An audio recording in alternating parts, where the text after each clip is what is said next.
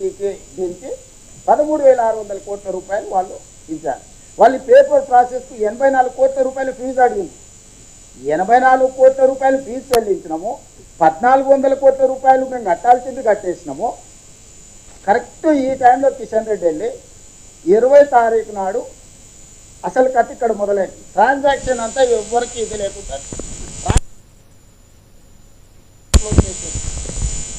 29 నాడు మా వాళ్ళు అన్ని పెట్టేసి కంప్లీట్ చేసి అయిపోయింది. మా వాళ్ళు సెలబ్రేషన్ కూడా చేసుకున్నాను. మా అధికారులు అందరు మేము చాలా ఎఫర్ట్స్ పెట్టాం, చాలా ప్రెజర్లో ఉండే అయిపోయింది.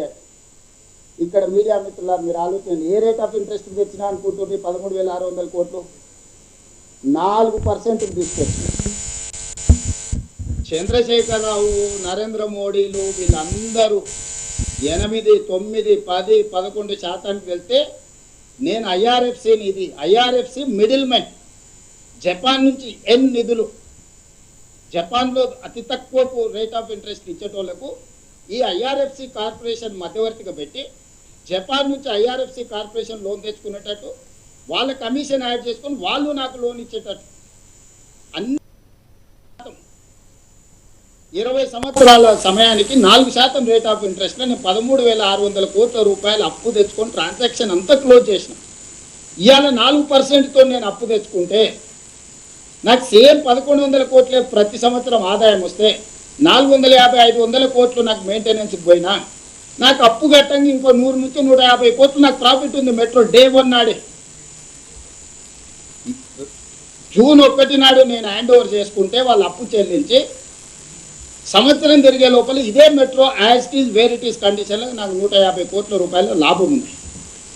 నా భవిష్యత్ విస్తరణ కూడా నిర్మించుకోవడం ఈజీ అవుతుంది. ఇది ప్రాఫిట్ మేకింగ్ బిజినెస్.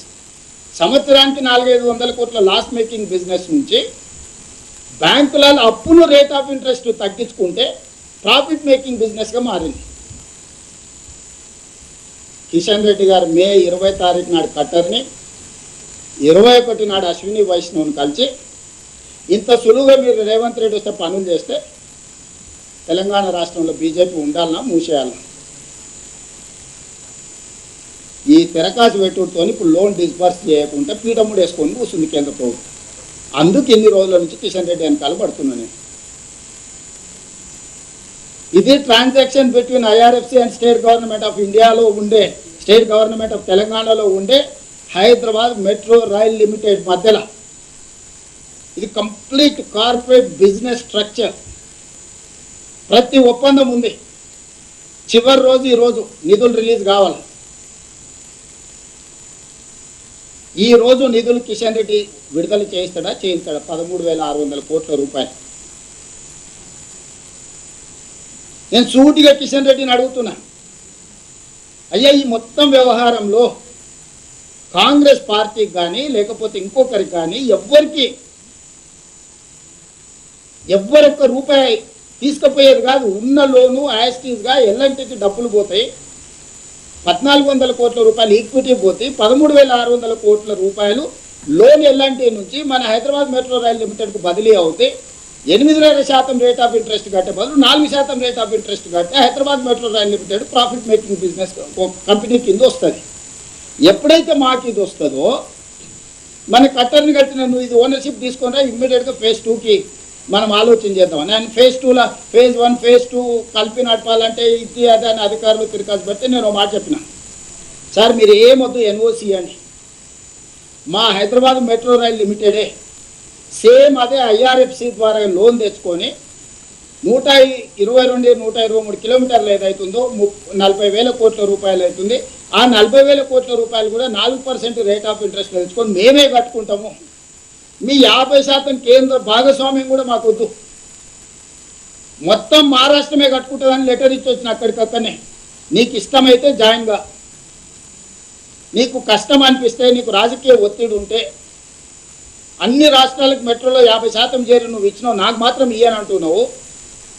నీకేదో నాకు చెప్పని సమస్య ఉన్నది కాబట్టి నాకు జస్ట్ ఎన్ఓసి ఇచ్చేసి నేను ఐఆర్ఎఫ్సి నుంచి మిగతా 123 కిలోమీటర్లు కూడా నా సొంత పైసలతోటి నేనే గ్యారంటీలు ఇచ్చి నేనే నిర్మాణం చేసుకుంటాను కూడా లెటర్ ఇచ్చి వచ్చిన మనం కలిసినప్పుడు.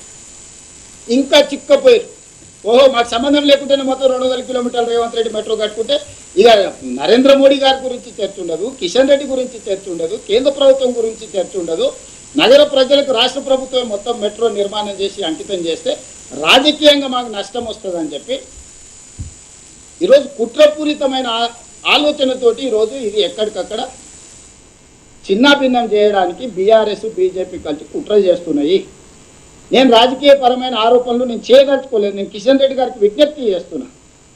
మీరు సికింద్రాబాద్ పార్లమెంట్ సభ్యులు, అంతకంటే ముందు ఇదే పార్లమెంట్లోని అంబర్పేట నుంచి మీరు శాసనసభ్యులు, చేవెళ్ళ మీ పార్టీ పార్లమెంట్ సభ్యుడు, మెదక్ మీ పార్లమెంటే సభ్యుడు, మల్కాజ్గిరి ఈటల రాజేందర్ గారు 100% మీ 4 ఎంపీలు ఉన్న ప్రాంతంలోనే ఈ మెట్రో విస్తరణ ఉంది. ఈ మెట్రో విస్తరణ జరిగే దగ్గర మా గణేష్ ఒకడు, మా నవీన్ ఇద్దరు ఉన్నారు ఎమ్మెల్యేలు. మాకేం పెద్ద ఈడ ప్రజాప్రతినిధులు కూడా లేరు. మిగిలిన వాళ్ళు మీ బీఆర్ఎస్ వాళ్ళు, మీ తమ్ముళ్ళే ఉండరు. శత్రువులు అంటూ ఎవరైనా కిషన్ రెడ్డికి ఉంటే ఒకవేళ శ్రీ గణేష్ ఉండొచ్చు, నవీన్ యాదవ్ ఉండొచ్చు. ఈ సిటీలో మొత్తం మీ ఎమ్మెల్యేలు మీ ఎంపీలు మీరే కదా అన్నదమ్ముళ్ళు. ఎందుకు కిషన్ రెడ్డి బాధ్యత తీసుకోడు? కిషన్ రెడ్డి నిజంగానే మెట్రో అయిపోయిన దానికి కట్టర్ని కలిసినప్పుడు నన్ను ఎందుకు తీసుకుపోడు? వరంగల్ ఎయిర్పోర్ట్ మొత్తం కొలిక్కొచ్చి స్లోడౌన్ అయిపోయింది. రామ్మోహన్ నాయుడుని కలుస్తాడు, ఏం మాట్లాడిండో చెప్పడు. అశ్విని వైష్ణవ్ని కలుస్తాడు, ఏం మాట్లాడిండో చెప్పడు. ఆయన కలిసి వచ్చిన తర్వాత నేను పోయి కలిస్తే వాళ్ళ మాటలు మనకు అర్థం కాదా? మనం ఏ సమాజంలో ఉన్నాము? ఒక మనిషి మనతో వ్యవహరించేది, మాట్లాడే విధానాన్ని మనం అర్థం చేసుకోలేమా? ఈరోజు మొదటి విడత రాష్ట్ర ప్రభుత్వం Hyderabad metro rail limited take over చేస్తేనే రెండవ విడత అనేది నిర్మాణానికి అవకాశం ఉంది.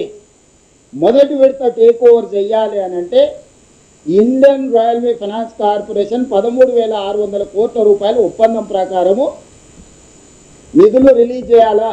దీంట్లో ఇంకో తిరకాసు ఉంది. జపాన్ నుంచి ఆల్రెడీ వాళ్ళు పైసలు తెచ్చి బ్యాంకులో పెట్టుకున్నారు.